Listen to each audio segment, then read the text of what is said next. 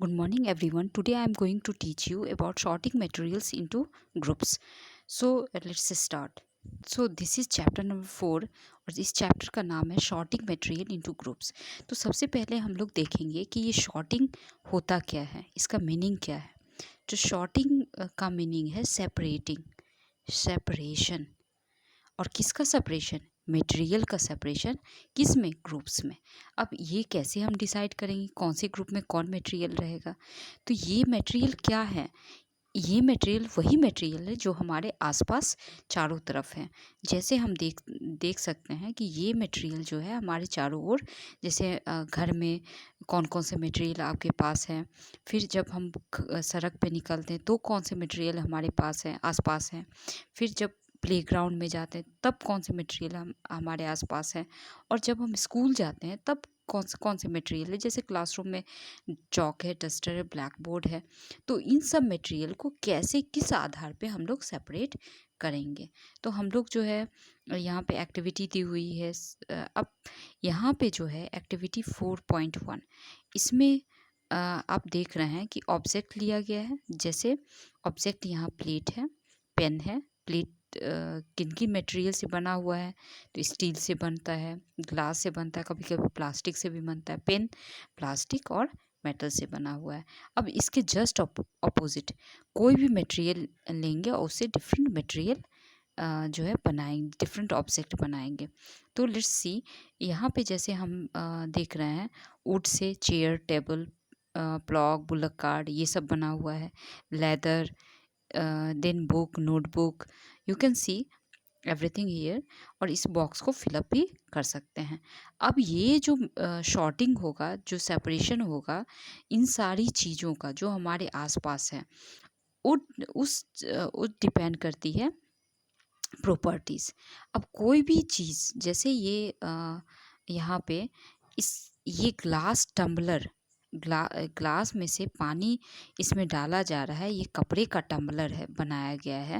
लेकिन क्या कपड़े का जो ग्लास होगा पानी को होल्ड कर पाएगा, पानी को बचा पाएगा गिरने से? तो नहीं. तो इट मीन्स क्या? इसका मीनिंग है कि कोई भी चीज़ हम लोग जो चूज़ करते हैं कुछ किसी मटेरियल को बनाने के लिए, तो वो जो है प्रॉपर्टीज़ और पर्पस पे डिपेंड करता है कि किसके लिए यूज हुआ. जैसे कपड़े का टम्बलर हम लोग नहीं बना सकते, कपड़े का ग्लास हम लोग नहीं बना सकते जिसमें कि पानी का यूज़ किया जा सके. या हम लोग जो है यूटेंसिल, जो है लकड़ी का यूटेंसिल नहीं बना सकते क्योंकि वो गुड कंडक्टर नहीं है. तो ये सारी चीज़ें हैं, प्रॉपर्टीज़ और पर्पस पे डिपेंड करेगी. तो ये यहाँ पे हम लोग, ये इस चैप्टर में हम लोग पढ़ेंगे प्रॉपर्टीज़ के बारे में कि किस किस आधार पे हम मटेरियल को ग्रुप करते हैं. तो सबसे पहले हमें जो दिखाई देता है उस आधार पे मटेरियल को हम लोग ग्रुप करते हैं. कुछ मटेरियल कैसे होते हैं? चमकीले होते हैं, शाइनिंग होते हैं. जैसे आपने देखा होगा बहुत सारी ज्वेलरी जो यूज़ होता है, वो सब कैसे होते हैं? शाइनिंग होते हैं, चमकीले होते हैं. जैसे तार, अगर जो जो वायर होता है, जो तार होता है, जो इलेक्ट्रिसिटी में यूज़ होता है, उसका आउटर कवरिंग हटा के देखेंगे तो अंदर जो पतला सा तार निकलेगा वो कैसा होता है? चमकीला होता है. तो चमक के आधार पे हम लोग मटेरियल को डिवाइड करेंगे. One which can shine and other which do not shine. जो कुछ चमकीले होंगे तो उनमें लश्कर होगा, वही चमकीले होंगे जो जिनमें लश्कर होगा. तो एग्जाम्पल जनरली होता है मेटल्स का. कोई भी मेटल्स जैसे आयरन, कॉपर, एल्युमिनियम जैसे यहाँ पे दिया हुआ है. तो कुछ मेटल्स जो होते हैं कभी कभी अपने साइन को खो देते हैं, डल लगते हैं. लेकिन ऐसा नहीं है कि जब उनको सैंड पेपर से रगड़ा जाए, जब उनको फ्रेशली काटा जाए तो उनका चमक वैसे ही होता है. और ये डल क्यों हो जाते हैं? क्योंकि एटमॉस्फेयर में जो है मॉइस्चर जो होते हैं, जो नमी होती है एटमॉस्फेयर में, उसको वो नमी जो है वो क्या करती है? रिएक्ट करती है उस सरफेस के साथ और एक लेयर बना देती है जिससे कि वो डल लगते हैं. But they are not dull, they are shining. लेकिन कुछ मटेरियल जो होते हैं वो शाइनिंग नहीं होते हैं. तो ये जो है. अब हार्डनेस. अब पहले तो देखेंगे, देख के अलग किए, कुछ मटेरियल्स जो है शाइन कर रहे हैं और कुछ मटेरियल जो है वो डल लग रहे हैं। अब हमने मटेरियल को किस आधार पे डिवाइड किया? हार्डनेस के आधार पे। हमने छू के देखा, उसको कंप्रेस करके देखा, उसको दबा के देखा, तो कुछ मटेरियल जो है कंप्रेस हो के दब गए। तो जैसे हम लोग जो जो भी सीट जो भी जो सोफ़े की सीट होती है या उसमें क्या होता है, स्पंज होता है, जैसे ही हम लोग बैठते हैं तो वो दब जाता है। या जो मैट्रेस होता है वो भी क्या होता है, स्पंजी होता है। तो ऐसे मटेरियल जो दब जाए, that material is called soft material, that material is called soft material, and those which cannot be compressed, that material is called hard material. So जो कंप्रेस नहीं हो सके, जो दब नहीं सके, जो स्क्रैच नहीं हो सके, तो ऐसे मटेरियल को हम लोग कहेंगे ऐसे मटेरियल को हम लोग हार्ड कहेंगे, और जो मटेरियल दब जाए उसको हम लोग सॉफ्ट कहेंगे। एग्जाम्पल जो है कॉटन, स्पॉन्ज जो सॉफ्ट है, और आयरन जो है, लोहा जो है वो हार्ड है। तो ये एग्जाम्पल हो गया। अब मटेरियल जो है ये तो हमने डिवाइड कर लिया लस्टर के आधार पे, हार्डनेस रफनेस के आधार पे। फिर हमने ये भी डिवाइड कर दिया, छू के हमने देखा तो उस पे भी हमने डिवीज़न ये प्रॉपर्टीज समझ लिए कि जो मटेरियल जो है कंप्रेस हो जाए उसको सॉफ्ट कहेंगे, जो नहीं कंप्रेस हो उसको हार्ड कहेंगे। बट अब कुछ प्रॉपर्टीज़ ऐसी होती है जो पानी में डिसॉल्व करने के बाद ही, पानी में घोलने के बाद ही पता चलता है। तो ऐसी प्रॉपर्टी जो है उसको सॉल्युबल इनसॉल्युबल में हम लोग कैटेगराइज करते हैं। अब कुछ सब्सटेंसेस लिए, जैसे सॉल्ट लिया, नमक लिया, शुगर लिए, सैंड, चॉक पाउडर और डस्ट, सॉ डस्ट, जो लकड़ी का जो डस्ट होता है, काटने के टाइम में जो डस्ट, लकड़ी से जो पतला पतला डस्ट निकलता है, तो दैट डस्ट सॉ डस्ट, उसी को सॉ डस्ट कहेंगे। अब पानी लेंगे और उसमें नमक डालेंगे, क्या वो कम्प्लीटली डिसअपियर हो जाता है? तो हाँ, हो जाता है, तो वही लिखना है। फिर शुगर लेंगे, क्या वो गायब हो जाता है? Disappears means what? गायब हो जाता है। तो जो सब्सटेंस जो पानी में गायब हो जाएंगे, जो दिखाई नहीं देंगे, उनको हम लोग कहेंगे, जो गायब हो गए, पूरे डिसअपियर हो गए, उनका पता नहीं वो कहाँ है, तो उनको कहेंगे डिसॉल्व्स, जो डिसॉल्व हो गए उनको कहेंगे सॉल्युबल। अब जो ये काम नहीं, जो दिखेंगे, एक तो डिसअपियर्ड हो गए, जो अपीयर्ड ही है, जो दिख रहे हैं, तो उनको जो है उस केस में तो ये जो डिवीज़न हो गया, जो गायब हो गए पानी में, दैट इज़ सॉल्युबल, एंड जो गायब नहीं हुए दैट इज़ इनसॉल्युबल। उसको क्या कहेंगे? उसको इनसॉल्युबल कहेंगे, जो पानी में अभी भी दिख रहे हैं। अब ये जो दिखेंगे, ये दो तरह से दिखेंगे, या तो ये नीचे चले जाएंगे या तो ऊपर रहेंगे।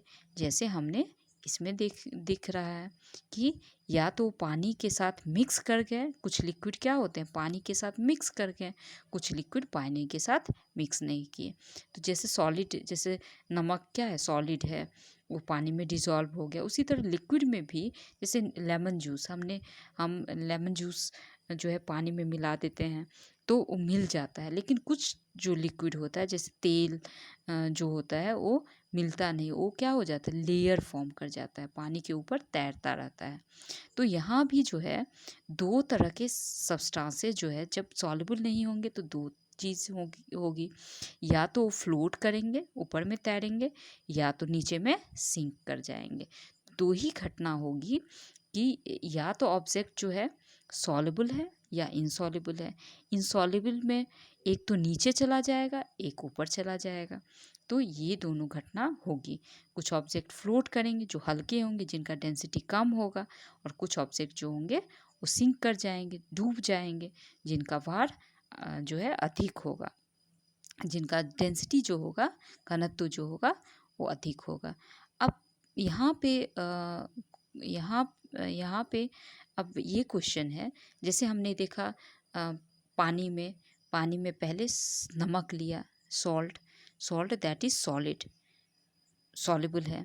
फिर हमने पानी में लेमन जूस लिया, लेमन जूस जो है वो भी सॉलिड है, लिक्विड हो गया। लेमन जूस क्या है? लिक्विड है। बट जब हमने पानी में गैस मिलाया तो क्या ये सॉल्युबल है? क्वेश्चन अब उठता है, क्या ये सॉल्युबल है? तो ये भी सॉल्युबल है। तो ऐसा नहीं कि सारे, जिस तरह सारे सॉलिड नहीं सॉल्युबल है या सारे लिक्विड नहीं सॉल्युबल, उसी तरह बहुत सारे गैसेस सॉल्युबल नहीं भी हो सकते, हो भी सकते हैं। तो इट मीन्स सॉल्युबल है। अब ये इसकी सॉल्युबिलिटी की वजह से क्या होगा कि बहुत सारे पानी में रहने वाले जो भी एक्वेटिक एनिमल्स हैं वो जिंदा रहते हैं। किसकी वजह से? Due to presence of oxygen in water. Water में जो डिजॉल्व ऑक्सीजन है उसके सहारे ये लोग जिंदा रहते हैं। फिर हमारे बॉडी में जब हमारे बॉडी में भी ऑक्सीजन क्या होता है कि जो ब्लड में डिज़ोल्व रहता है, और ब्लड में डिज़ोल्व होने के वजह से हम लोग जो है ऑक्सीजन जैसे ही लंग में जाता है, लंग में जाने के बाद वो ब्लड में चला जाता है एब्जॉर्ब होके।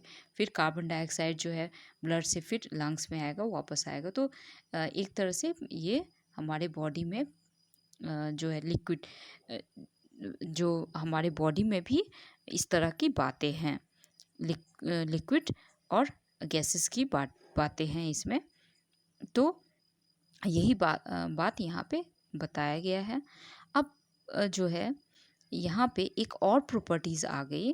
पहली प्रॉपर्टी फिर से मैं रिवाइज कर, पहली प्रॉपर्टी जो थी वो दिखने पे, अपीयरेंस पे कुछ चमकीले हो गए, लश्चर है, कुछ जो है डल हो गए जिनमें लश्चर नहीं है।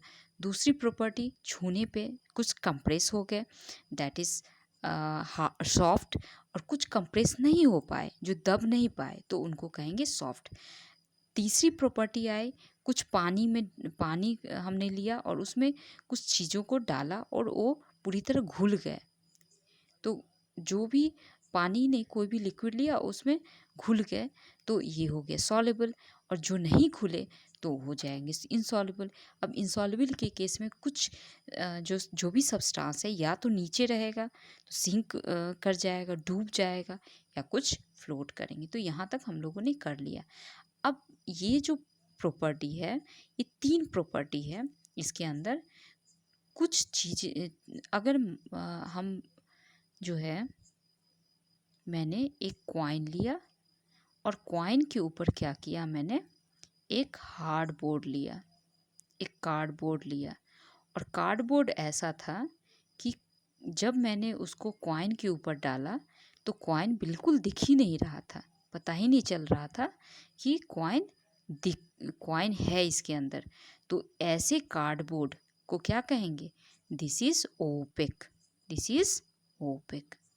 अब मैंने ऐसा कार्डबोर्ड लिया जिसमें ये पूरी तरह दिख रहा था, एक पूरी तरह इसके अंदर कौन सा कॉइन है, इसका साइज, शेप, ये किस कलर का, कितना इसका जो वैल्यू है, सब कुछ दिख रहा था। तो ऐसे ऐसे कार्डबोर्ड को कहेंगे, ऐसे पेपर को कहेंगे। मान लीजिए पेपर हम लोग लेते हैं, ये हो गया आपका कॉइन और हमने लिया एक पेपर। अब ये पूरी तरह दिख रहा है, तो इट मीन्स व्हाट, इसका मीनिंग है कि this cardboard, this paper is what, transparent. अब यहाँ पे आप देख रहे हैं इसमें इसका चेहरा दिख रहा है पूरी तरह, तो this is transparent, transparent. And in this you can not see the face, face इसमें जो है दिख नहीं रहा है ठीक से, इसमें पूरी तरह से दिख नहीं रहा है यहाँ पे। तो ये क्या हो गया, ये हो गया ये हो गया ओपेक, और ये हो गया ट्रांसपेरेंट, और बीच का जो हो गया हल्का हल्का दिख रहा है, तो ये हो गया ट्रांसलूसेंट। तो ट्रांसपेरेंट, जैसे यहाँ पे आप देख रहे हैं कि इसके अंदर कौन से कलर में कौन सी चॉकलेट है आपको दिख रहा है, तो दिस इज़ ट्रांसपेरेंट। जार कैसा हो गया, ट्रांसपेरेंट जार हो गया। तो जार हो गया ट्रांसपेरेंट। तो दो substance through which we can see the object, object can be seen, जैसे chocolate can be seen through the jar, तो जार क्या है, ट्रांसपेरेंट। तो अब ये ट्रांसपेरेंट जार है।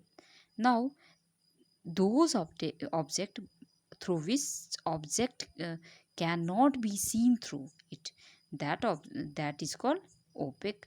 So अब ये opaque है, material through which we cannot see, जिस जिस मटेरियल से हम लोग कुछ नहीं देख सकते, जैसे एक वॉल हो गया, दीवार, तो दीवार के उस साइड कोई है या नहीं आपको पता नहीं चलेगा, तो दैट इज़ ओपेक। या वुड है, ये दरवाज़ा है हमारा, दरवाज़ा बंद कर देते हैं तो दरवाजे के उस साइड कौन है हम नहीं देख सकते हैं, तो वुड क्या हो गया, ओपेक हो गया।